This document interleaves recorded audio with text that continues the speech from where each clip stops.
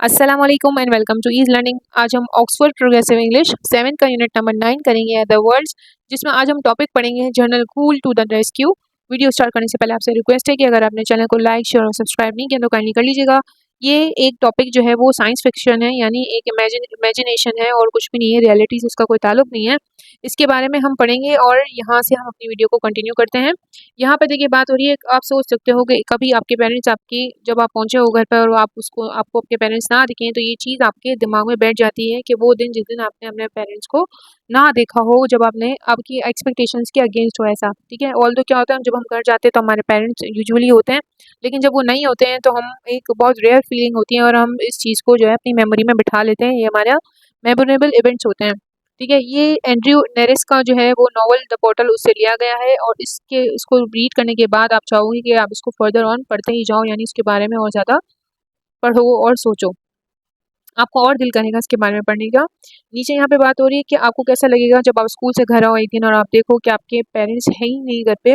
यही हुआ विलियम और उसके छोटे भाई डैनियल के साथ। विलियम ने एक्सपीरियंस किया एक ऐसी अनइमेजिनेबल सिचुएशन के वो कर रहा था, ऐसा उसे एक्सपीरियंस हुआ था। उसके फादर जो का ऑफिस जो है वो बेसमेंट में था, जो कि हमेशा लॉक रहता था, और विलियम को ये पता चल गया था कि अब ऐसा क्यों है, क्योंकि इसके फादर के ऑफिस में इंटरगैलेक्टिकल पोर्टल है, यानी जो उसका कम्युनिकेशन, यानी जिसका जो फ़ोन है या जिसका कम्युनिकेशन है वो दूसरी दुनिया से होता है। ऐसा डिवाइस वहाँ पर लगा हुआ था जिससे वहाँ से दूसरी दुनिया से उन्हें मैसेज मिलते हैं और वो लोग भी भेज सकते हैं। और उसने कभी भी वहाँ पे किसी विजिटर को इससे पहले नहीं देखा था, लेकिन वहाँ पे किसको देख लिया उसने, जनरल कूल को देख लिया। जनरल कूल से पहले उसने किसी को भी वहाँ नहीं देखा था, तो वो सोच रहा था ऐसा क्या हो रहा होगा वहाँ पर, ठीक है। विलियम डर गया था उसको जनरल कूल को देख के, तो वो अपने नेबर से जो है वो मिसेस डगन को बुलाता है मदद के लिए। तो मिसेस डगन जो है उस नाइट उसके घर पे रुकने के लिए तैयार हो जाती हैं, और वो और उसकी बेटी मिसेस डुगन और उसकी बेटी जो है वो विलियम के कहने पर उनके साथ रात को नाइट स्टे के लिए तैयार हो जाती हैं। और उनकी बेटी का नाम एमी है और एमी विलियम्स की एज के तकरीबन बराबर होती है। जब रात होने लगती है तो एमी उससे उठाती है विलियम को और कहती है कि तुम्हारा भाई जो है वो बीमार लग रहा है। ना ही विलियम को समझ आ रहा था और ना ही एमी को समझ आ रहा था कि अब क्या करना चाहिए।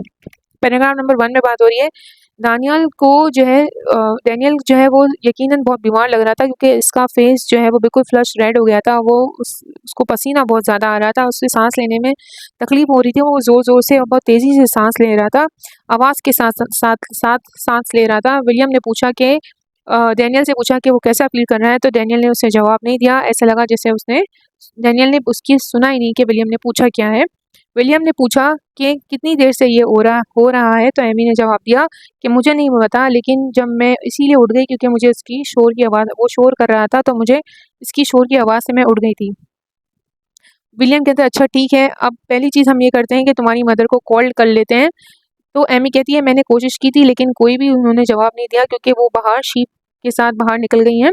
मिसेस डगन जो है वो किसकी देखभाल कर रही थी, शीप की देखभाल करने के लिए बाहर निकल गई थी, और इसीलिए बाहर थी तो उसे उन्हें ढूंढना आसान नहीं था कि वो किस तरफ गई होंगी। और उनके पास जो मोबाइल फ़ोन था उसका नेटवर्क, उसका सिग्नल भी अच्छा सही नहीं था, तो उनसे बात नहीं हो पा रही थी, सिग्नल लग नहीं रहा था, और बाहर जहाँ के उन्हें ढूंढने का मतलब है कि और ज़्यादा टाइम लग जाएगा।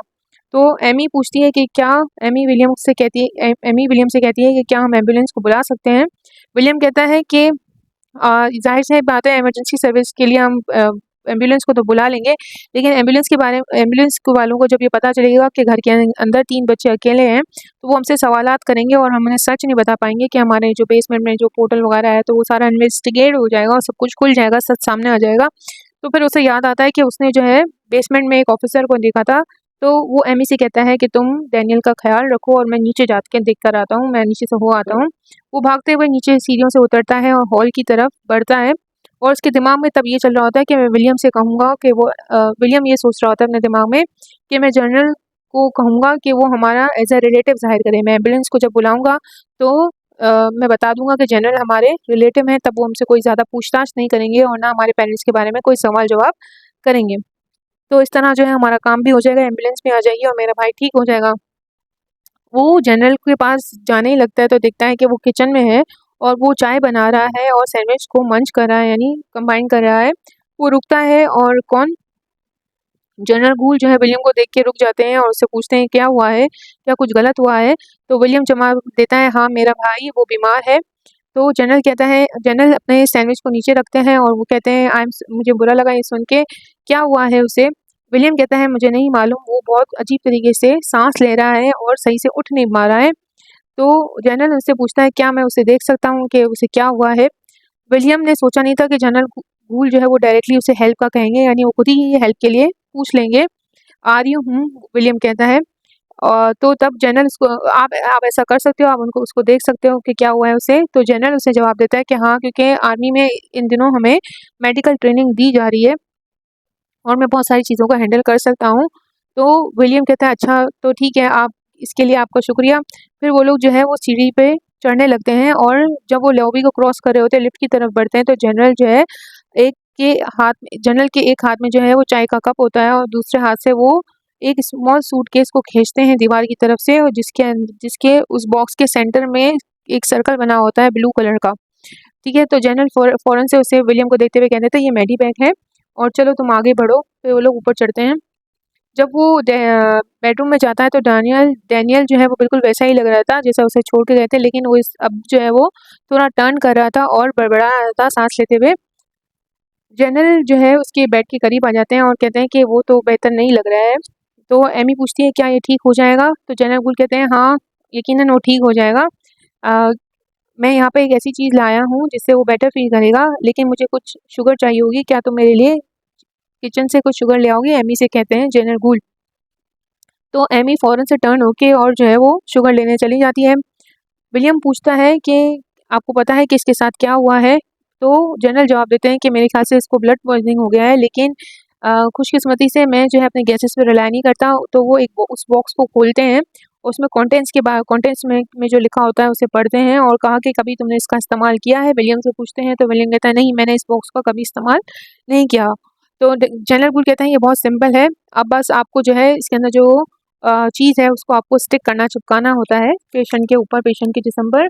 वो इसके अंदर से एक फ्लेक्सिबल डिस्क निकालते हैं जो कि एक कॉइन से थोड़ी-सी बड़ी होती है, लेकिन वो बिल्कुल साफ-सुथरा जर्म फ्री डिस्क होती है, स्टरलाइज़ पैक होता है और फिर वो उसको बहुत एहतियात से डैनियल के नेक पे, गर्दन पे रख देते हैं और फिर वो दूसरी डिस्क निकालते हैं और डैनियल के टी-शर्ट को ऊपर करते हैं और उसके चेस्ट पर उसे लगा देते हैं। अब कहते हैं कि वो मशीन का वेट करते हैं जब तक कि वो बता नहीं दे कि डैनियल को हुआ क्या है। वो खुद बताएगी कि क्या हुआ है। क्या उसे कट लगा है तुम्हें मालूम है? विलियम कहते हैं कि इसके हाथ पे कट है इस सुबह से ही। अच्छा, he was about to ask how long it would, वो भी पूछने ही लगता है, विलियम पूछने ही वाला होता है कि कितना टाइम लगेगा इसको डायग्नोस करने में कि मेरे भाई को क्या हुआ है। तब इससे पहले कि विलियम कहता तो बॉक्स में से आवाज़ आती है कि डायग्नोस्टिस सेप्टिसीमिया कहते हैं ब्लड पॉइजनिंग को, ब्लड इन्फेक्शन को कहते हैं। वो जो मशीन है वो आहिस्ता आवाज़ में कहती है, काम वॉइस में, लो वॉइस में बताती है कि इसको जो है डैनियल को सेप्टिसीमिया हुआ है, यानी ब्लड इन्फेक्शन हुआ है। और फिर वो ट्रीटमेंट के लिए बोलती है कि ये पैच जो अभी है उसको उसके स्किन पे फ़ौरन से लगा दो। एक नया पैच उस बॉक्स के अंदर से निकलता है, एक नया पैक निकलता है, ठीक है। और एज़ द सेम उसी वक्त ही जो है एक गड़गड़ाती हुई आवाज़ आती है और वो एक पैक निकलता है उस ब्लू बॉक्स के जो लाइट है फिर फ़ौरन से चमकती है। जैसे ही वो एक और डिस्क निकालता है, जो मशीन है वो निकालती है, एक डिस्क उसके अंदर से निकलती है, वैसे ही ब्लू सर्कल की लाइट ऑन होने लगती है। जनरल गुल उसे फ़ौरन उठा लेते हैं, उसके आउटर कवरिंग को हटाते हैं और उसे डैनियल के हाथ पर लगा देते हैं। अब जो है सारा सब कुछ ठीक हो जाना चाहिए, वो कहते हैं। पैराग्राफ नंबर 5 में बात होती है, विलियम नोटिस करता है कि फ़ौरन फ़र्क महसूस हो रहा था उसके भाई को, उसकी भाई की सांस अब बेहतर होने लगी थी, उसका नेक मसल अब रिलैक्स था और वो बहुत बेहतर फील कर रहा था। 1 मिनट और कुछ देर बाद ही जो है उसकी सांस बिल्कुल नॉर्मल हो गई थी, उसका कलर भी ठीक हो गया था, उसके फेस से जो फ्लश कर रहा था वो बिल्कुल ठीक हो गया था और अब वो जो है सुकून से सो रहा था। अब बॉक्स में से आवाज़ आती है कि कोई और फर्दर जो है ट्रीटमेंट नहीं चाहिए और पेशेंट को कहता है, बॉक्स में से आवाज़ आती है कि उसको 8 घंटों तक सोने दिया जाए। जनरल गुल जो है वो अपनी जो चाय है उसमें चीनी को घोलते हैं, मिक्स करते हैं, जो एमी उस चाय उसके लिए लेकर आई थी और एक अच्छा-सा बड़ा-सा सिप लेते हैं। अब वो एमी पूछती है कि क्या अब वो ठीक हो जाएगा? तो विलियम जवाब देते हैं, हाँ, अब वो ठीक है, अब तुम सोने जा सकती हो। विलियम एमी से कहता है। होप आपको अच्छे से समझ आया होगा। अगर आपको वीडियो अच्छी लगती है तो काइंडली लाइक करिए, शेयर करें और सब्सक्राइब करना मत भूलिएगा। ओके, अल्लाह हाफ़िज़।